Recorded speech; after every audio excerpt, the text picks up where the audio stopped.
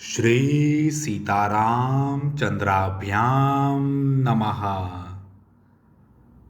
उत्तरकांड 41वां सर्ग। कुबेर के भेजे हुए पुष्पक विमान का आना और श्री राम से पूजित एवं अनुग्रहित होकर अदृश्य हो जाना। भरत के द्वारा श्री राम राज्य के विलक्षण प्रभाव का वर्णन। रीछों, वानरों और राक्षसों को विदा करके भाइयों सहित सुख स्वरूप महाबाहु श्री राम सुख और आनंद पूर्वक वहां रहने लगे। एक दिन अपराह्न काल में दोपहर के बाद अपने भाइयों के साथ बैठे हुए महाप्रभु श्री रघुनाथ जी ने आकाश से यह मधुर वाणी सुनी।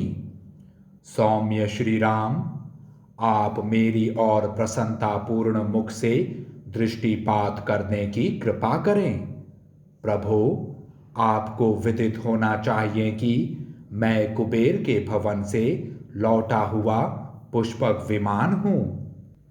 नरश्रेष्ठ, आपकी आज्ञा मानकर मैं कुबेर की सेवा के लिए उनके भवन में गया था, परंतु उन्होंने मुझसे कहा, विमान, महात्मा महाराज श्री राम ने युद्ध में दुर्धर्ष राक्षस राज रावण को मारकर तुम्हें जीता है। पुत्रों, बंधु बांधवों तथा सेवक गणों सहित उस दुरात्मा रावण के मारे जाने से मुझे भी बड़ी प्रसन्नता हुई है। सौम्य, इस तरह परमात्मा श्री राम ने लंका में रावण के साथ साथ तुमको भी जीत लिया है। अतः मैं आज्ञा देता हूं, तुम उन्हीं की सवारी में रहो। रघुकुल को आनंदित करने वाले श्री राम संपूर्ण जगत के आश्रय हैं। तुम उनकी सवारी के काम आओ, यह मेरी सबसे बड़ी कामना है, इसलिए तुम निश्चिंत होकर जाओ। इस प्रकार मैं महात्मा कुबेर की आज्ञा पाकर ही आपके पास आया हूं, अतः आप मुझे निशंक होकर ग्रहण करें। मैं सभी प्राणियों के लिए अजेय हूं और कुबेर की आज्ञा के अनुसार मैं आपके आदेश का पालन करता हुआ अपने प्रभाव से समस्त लोकों में विचरण करूंगा।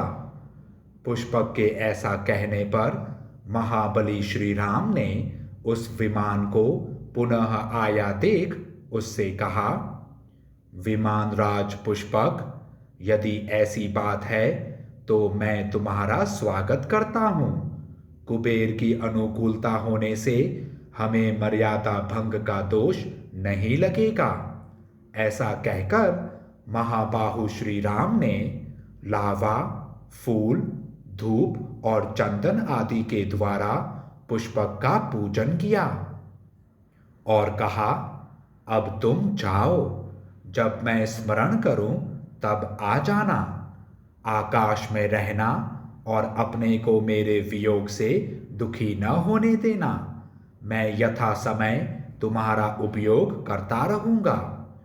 स्वेच्छा से संपूर्ण दिशाओं में जाते समय तुम्हारी किसी से टक्कर न हो अथवा तुम्हारी गति कहीं प्रतिहत न हो।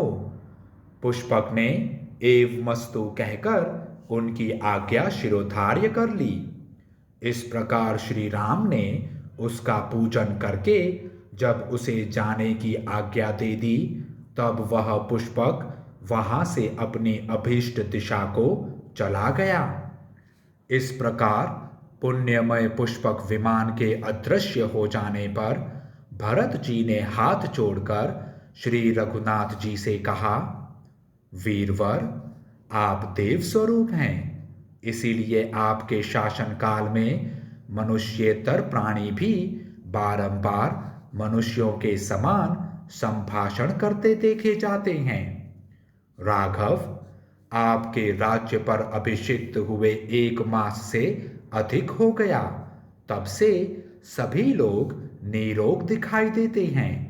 बूढ़े प्राणियों के पास भी मृत्यु नहीं फटकती है।